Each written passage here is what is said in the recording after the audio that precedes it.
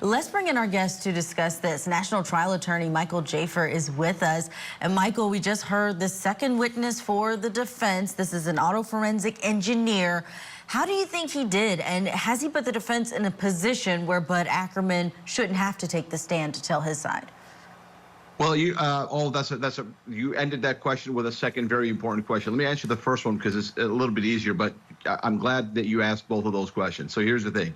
You always go back to the opening statements of both sides because the opening statements is where they make promises, right? So you look at the opening statement of the defense and they made the promise. I mean, hey, they're not even debating that he hit him, right? They're debating whether or not it was intentional, right? Even when the state was making their opening statement, they talked about the definition of malice and we're going to prove malice. And then he got out of the car and yelled at him and all this other stuff. And then when the defense did their opening statements, they said, well, we have a different side of the story. And then they told their story. And then they said, you didn't think about it that way. And the state didn't tell you that. So at the end of the day, these experts are very, very, very, very important for that promise that was made by the defense, right? So I think that it cannot hurt. It's absolutely necessary to have experts to say that because it brings into question, if a jury believes it, obviously, it brings into question the total nature of the incident, because we all know how he died. He died at the hands of the Ford F-250 hitting either him or his car or both,